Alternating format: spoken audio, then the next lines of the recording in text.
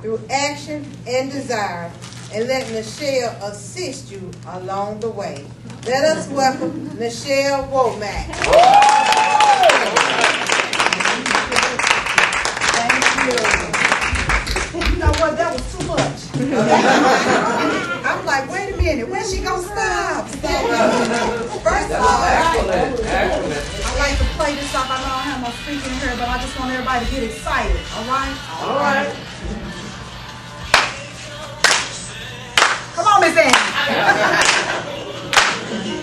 Here comes success. If you want to get up and shake it a little bit, that's fine too. Or y'all tired? I'm gonna do this because my grandson watches a cartoon. It's a crazy thing. All right. Well, first of all, I'd like to thank you all for the opportunity to have me here. I really appreciate it. This is a wonderful opportunity and a blessing. So first of all, to be able to be an inspiration to a student that I have in my class. And just as Miss Annie is in class, I'm assuming she's the same right here. I tell everybody she is real, and you know what? I appreciate that because I don't like fakeness. I like people to be real and just tell me what it is, you know, and if there's a chance for me to improve, real people give you that opportunity because they're going to tell you the truth and who you are. How many successful people do we have in the room today? All right. Everybody should be raising their hand, all right? So before we get started, as you know, I'm an educator and I love to get tests. Ms. Annie will tell you that. I want you to write down 3 things, and actually Mr. Man kind of stole a little bit of my thunder, but I'm going to go ahead and emphasize it a little bit more. So 3 things that you, 3 words that you attribute to success. Not sentences, just words. 3 words, okay? And I'm going to go ahead and share 3 of mine with you while you're doing that. My first word of success for me is health. Because if we take care of ourselves, our success will come. You know, a lot of things we can't prevent. However, we know that we can eat right, we can exercise, we can fill our minds with positive things and positive information. And then hopefully, with prayer, that will assume that we'll have good health. The second word that I attribute to success is my family. My family. Family is so important. You know, I see a lot of people in today's time, they don't necessarily connect with their family, or they don't like them, or they don't talk to them on a regular basis.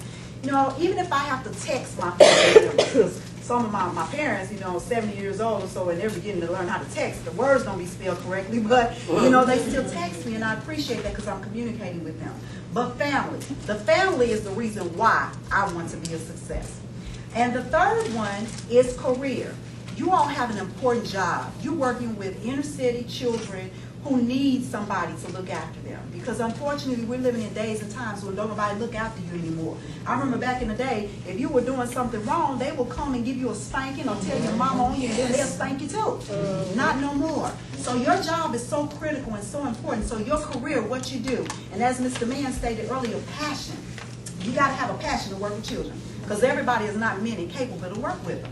You know, we got some little, as that back in the day they used to call them baby kids. But, you know, I don't like to say that about children because they are a product of what they see. And so we necessarily can't claim them as that. So we are what we think. As long as you think you are successful, you're in the right frame of mind because if you think it, you become it.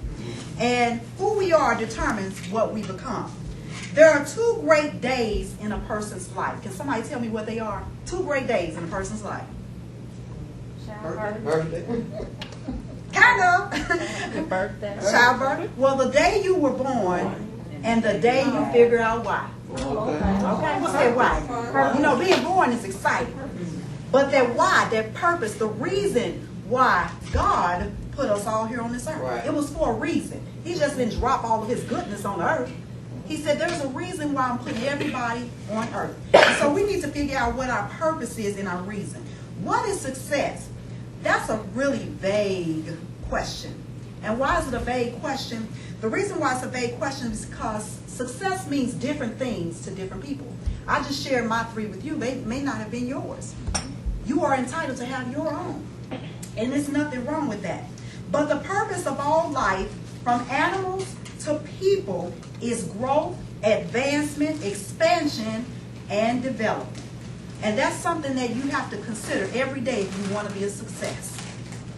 We all have an inalienable right to obtain the highest level of development and success that we can possibly achieve. And all of us are attainable in that. Becoming successful is not easy, yet it is attainable. Again, what we think, we are, and we become. There's no magic plans. There's no pills that you can take and you're successful. There's nothing you can do like that. You have to work each and every day and develop it and whip it into shape. It starts out as a desire, and I mean that desire has to come from within. It has to come from within. And then you make that decision. Regardless of what's around me, I am going to be a success. And success is not an accident, it's intentional. Everybody that is successful that you can think that you're around and people that we think about, it was intentional. I always like to look at God as a success because what he does on a regular basis in our lives, every day. You know, success helps people figure out what it is they want to do. And those who intend to make it happen are students of the game. How do I be a student of the game, Nichelle? Well, it's very easy. Always stay in it. Stay focused and determined as to where you're going to go and what piece you're going to move in that game. If you figure out what piece you're going to move in that game, you'll always stay on track. Success is a lifestyle and it's an attitude. And you know, you got to develop that I deserve success kind of attitude. All right? We got to develop that I deserve that success attitude. And it consists of self-empowerment. You know, I heard Mr. Mann say that all too. Sometimes you have to encourage yourself. Okay, we have to encourage ourselves. It's my favorite song. I sing it all the time, especially when I get up in the morning. And Miss Annie, you know, I tell them all the time, before I even step foot out of my bed, hey, I encourage myself. I don't expect nobody else to, because I'm my greatest motivator. And I'm my greatest encourager. So I know if I can do that, from all of my strength come from, then you all can do it too. Okay? And then we have to have a commitment to serve. You all serve every day. You serve the community. All right? We have to serve people because blessings come to those who serve. Serving is good. It's a good thing. And then we have to have that vision to see beyond any obstacles that's going to come our way. Because guess what? Nobody is absent from obstacles. They happen all the time. They run up on us. I mean, even we don't want to attack you. I got your obstacle. But you have to figure out, how can I get out of it? How can I get out of this obstacle? And then you have to have that expectation to excel. I am expected to be a success because I know I got people depending on me. My children. Because they can't make it on their own. If I were just to go leave them somewhere, they're teenagers now, but as babies, teenagers, they might live on their own too. But as babies, I couldn't just drop them off somewhere and expect them to live on their own. Because they can't do it. And so they look to me for success, and I want to be that example for them. Google defines success, you know Google is so popular now, but Google defines success as the accomplishment of an aim or purpose. An aim or purpose. The achievement of intention, again, that intending to be a success. The achievement of something planned or attempted, attainment of fame, power, wealth, whatever you want it to be. But it's an impressive achievement. An impressive achievement, success is. In theory, success comes from knowing that you did your very best to be the best that you want to become. In order to succeed, sometimes you have to make something from nothing. And as a child of a grandparent-loving type of individual, I love my grannies. She made something out of nothing. Yes. She had 10 children, and when I look at this lady, she had a PhD in life. Okay? Because she never finished, she didn't go to junior high school like we have available now. She just finished the 5th grade. And in finishing that 5th grade, her educational knowledge far surpassed all of us. When she would sit down and talk to us, we'd be like, well, Granny, you ain't never go to school. But she was just giving us all that information and that wisdom and knowledge that she retained from life, that PhD in life. Okay? And so we appreciated that, and we respected her for what she did. I mean, 10 children. She sold all the clothes, each one of them, 10 of them, sold all their clothes, cooked food for them, had it on the table, gardened, did their hair, met with her church family and all of that. To me, that's success. Yes. And then not to mention that they all, 10 of them, were successful or are successful. They went on to do fabulous things. One of them is my dad. My dad was a professional football player. Okay. And so when I see that, and my grandmother raising them, and she had my grandfather too, but he worked all the time, but she was at home with the children while he was out trying to make that bread. And so I look at that and I'm like so excited when I see my dad and that success that my grandmother created. So today, more than ever, what we do now will determine if we are positioning our lives for success. Ask yourself that. Am I positioning myself for success and those that come after me? Am I doing that right now? Because that's something that we really, really need to consider. Really, we do. And success is not just a temporary thing, but it should be a generational phenomenon. All right? So many times it stops with one person. Why not let it continue on throughout the family? Because that's success. Success is when it impacts one and others feel it. All right? Others feel what you're talking about. The seeds that you plant now can harvest into something great. I am a student of you reap what you sow. Yeah. And so therefore, I know if I plant good seeds, then I'm going to get some good harvest. All right? And that harvest is good if it's done right. If it's done right, it's good. And so developing that plantation that you develop for your children and your lives, you will be a success. And so our families and our community are so important in this as well. And we have to look at that, the community that we serve. I mean, it's so ridiculed with so many different things that's going on now. And I tell you, every time I turn on the news and I see a young child afflicted by crime or horror or just anything, I mean, it's so sad. And so we have to look at that. And first of all, we have to begin to pray. Because we as people, we just can't do it by ourselves. We need something greater than us. But each and every one of us in here is a leader. And we have to think of ourselves as that, a leader. So what can we do within our home, within our organizations, within our communities to change the things that are happening outside? All right? And I always tell people the church is just not the church. The church is the community out there. We are the church. And we have to take it out there in the community. This afternoon, I will share with you 5 brief reasons why enabling our children and our families and ourselves for success will determine whether we have future leaders, the next president of the United States, entrepreneurs, doctors, lawyers, and anything you want to be. So we must think of building a legacy. A legacy. What's a legacy? Again, something that carries on. A legacy. Not to mention, we also want to develop good-hearted individuals that when people see them, they're happy to be seen. Sometimes people see you like, oh, I hope they don't see me. I don't want to, they're coming. You want people to be happy to see you. To see you. And so Mark Cain has been quoted as saying, the first step towards success is taken when you refuse to be a captive of your environment from which you find yourself. Now, I can relate to that because I'm from East St. Louis, Illinois. The ghetto. Okay. At least that's what they like to call it. But I love where I'm from because I don't think it's where you come from, it's where you're going. Yeah. And when I look at all the great people that came out of East St. Louis, Illinois, as I mentioned, my dad, and then Jackie Joyner Kersey, go on to make incredible things or results for themselves. Yeah. So it's not where you come from, whether you live in the city, the county, the hood, like I came from. It's what you do with what you have, and when you get out, bring it back to the community and share with them how you can make a change and a difference in their lives. So the first order of success is that we must create rules. Rules, nobody likes them. In fact, so many people want to break them. Okay? But rules are used to enforce discipline.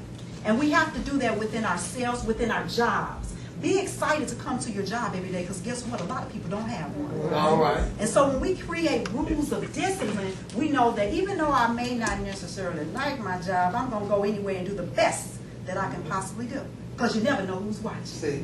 All right, so create those rules. And when rules are set, people are expected to follow them. And that's the order of success. If you are expecting to reach any level of success, your rules should be applied to a goal of achievement. What do you want to achieve? What do you want to get out of your day? Don't just get up just to get up. Somebody didn't get that opportunity. Somebody didn't get it. So you have that opportunity. What are you going to do with the goals that you have to achieve? If you are setting rules, be diligent in following those rules and create new ones as you go. Why? Because the game changes every day. All right, you're the same player, but the game is going to change every day. And you got to know how to maneuver your way through.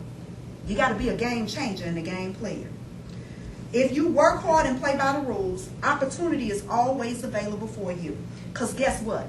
Success is always hiring and looking for new talent. Always. The second rule of business success is make no excuses. Miss Annie will tell you that. I don't like excuses. Excuses are tools of incompetence used as monuments of nothingness by those who use them. So therefore, I shall not make no excuse. If I just did wrong, I did wrong, and I'm going to tell you. I did wrong, and I did it. It was me. What can I do to improve it and correct it? We have to be willing to say that if we know we made a mistake. People who have success, they have momentum. They're always moving. You never see them stop. They don't go all the time. They never stop. Even though they may face those obstacles, as I shared with you earlier, because they're going to come, you got to look at that big picture, and you have to remain focused on what's ahead of you. You got to remain focused. So every day, you should use it as a learning experience. Learning is an experience. It's not an activity, because every day we're learning. And I pray that you guys in this engagement today, you've learned something. One thing, you picked up a nugget or something. And even if we knew it, we learned how to apply it differently in our lives. So take the punches that you get, because they are going to come. People are going to always try to knock you down. Always. But it's how you get up and keep on going that makes you a conqueror and ready for success. Most people live on excuses of others. Well, I'm this way because I didn't have a mother. I'm this way because my mother had me when she was 10. I'm this way because I didn't have a daddy. Or I'm this way because my family was this way. Stop blaming others for your mistakes. You be accountable for what you are doing. And stop using them as a handicap. And we give our children a reason to be successful by starting what we say to them. I was just in Kmart the other day, and I was so astounded when I saw a young lady walking down the aisle. You know, nowadays you just can't say stuff to people like you used to back in the day. But she was walking, and she was like, "You mother, you so stupid, you so dumb." And I turned around, I was like, "Is she talking to me?" Or what? You know, I just got a little shocked there, because then come right behind her was like a little 2 or 3 year old. Wow. And I said, in the name of Jesus, why is she talking to that baby like that? I wanted to say something, but ooh, you know, I didn't know how she would receive it. Right. And we really can't be scared to say things to people, but the environment that we live in has created that fear. Right. It has created that fear. So give our children a reason to be successful, and it's by what we say to them. I believe in telling them that yes, you can, yes, you will, you are beautiful, you are handsome. You have to tell them that. And soon they will develop that mindset. Yes, I can. Yes, I am. And I will. Therefore, I will. Okay? We have to tell them that. If you know that they can't, show them how they can. We have to teach these young mothers how to take care of their children. They don't know how to take care of them anymore. And I'm not that old, but I do know that my grandmother, when I had my first child, she said, "Don't come out the house." Like, come out the house for a month, 2 months. Stay in the house. They didn't want you coming out the house. What was the reason? Was I going to catch something, or the baby going to catch it? I don't know, but that was her philosophy. Stay in the house and nurture that baby. Feed him the natural food that God gave you. And so I tried to do what she said, but it was real hard. So I ended up leaving, and actually I paid up for it, because I ended up catching a cold, and then when I caught a cold, my baby caught a cold. So we have to listen to that old knowledge, that those people that have that PhD in life. You got to listen to them. So speak life into your abilities. Don't ever say what you can't do. Say, "I don't understand how to do it, but I'm going to try." We got to learn how to try to do things. It's a lot of things. I know some people fear computers. Get on there and just play with it and see what you can do to maneuver it. You smarter than a computer, it's going to do what you tell it to do. Yeah. All right? So don't let that be something that really controls your fear. And the third one is live by example. How you going to tell somebody how to be successful when you ain't done nothing? All right? Live by example. If you expect greatness from your family, the people you work around, your children, then they got to see greatness in you. They got to see that greatness just come out of you. Let them see it. And you should be the one who set the standard. Not them. You're the one they're looking up to. So you set that standard. I have read several times that faith comes by hearing. And I truly believe that. Well, belief comes by showing. Your success depends on your failures. And we're going to fail a lot. I can't tell you how many times I done failed. But every time I fail, I say, "Oh, got to get back up." Okay, I got to pick me up and get back up with that strength that I'm given every day that I step my foot on that ground. All right? So that failure, it frightens us. But every failure that you have, it will turn into an accomplishment. Because guess what? You learned from that experience. you learn from it. Talk is cheap. Action speaks volumes. Do it. Just do it. Don't just, I love Nike's little saying, just do it. You know, because so many people just fail to just do it. When I know it may not just be as simple, because everything is done differently for everybody, but just do it. Try. Try. It's so important. Go back to school. Learn a new craft. Spend some time with your children. That's what we need to tell these young people. They want to drop them off at mamas and grandmamas and friends and uncles and baby daddies. Spend some time with your children. Let them get to know you. Take a trip, and if you can't afford it, there's plenty of things to do here in St. Louis. How many people been to the Arch? How many people been to the Arch? By show of hands. If you haven't, go. It's beautiful. I'm scared of heights. So I have gone up there. I haven't been since I was 5, but I still go. But plenty of things. Art museum, zoo, all kind of things here to do in St. Louis. Spend some time with your family and your children. That's what we need to share with them. Successful people are always in the learning mode. They use their time wisely. Time is the only commodity that when it's used, you can't get it back. All right, so that time is valuable. I don't just waste my time with just anybody because I know it's valuable and I can't get it back. And then you look and those years have gone by. Next thing you know, you 70, still hopefully walking around, but 90, maybe still walking around, and then 100, you in your wheelchair. All right, so use your time valuably. Release your comfort zone, number 4. Release your comfort zone. So many times we get so comfortable doing what we like to do or know how to do, and we're afraid to try something different. Afraid. I don't want to scare myself, so I'm not going to do it. Well, I tell you what, I actually lived up to that expectation. My children know that I am scary. I'm scared of heights, as I mentioned, been up in the Arch when I was 5 years old. So they challenged me to go to Six Flags. I was all excited. I said, oh, whoa, we going to Six Flags. I just want to eat funnel cakes and walk around. That's what I enjoy to do. But they say, Mom, we know you so scary, so we know you're not going to get on this Screaming Eagle.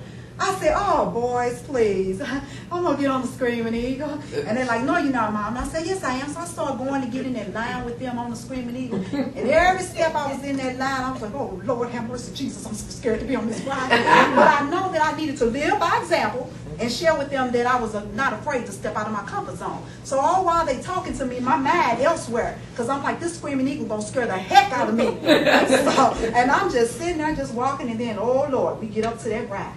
I stepped that left foot in there, and I said, in the name of Jesus, I can't do this, I can't do this. And then this inner voice in me said that, remember you told them to live by example and get out of your comfort zone. And so next thing I know, that right foot jumped on up in there, and I was like, oh, Lord, I can't do this, I can't do it. But I got up in there, sat down, and the whole time I was there, I know I was looking about as crazy as I'll get out. Because I'm just sitting there, hair all over the place. And I think I threw up, if I'm not mistaken. Something happened. Something happened. But when we came back, we was positioned. They said, Mom, I can't believe you did.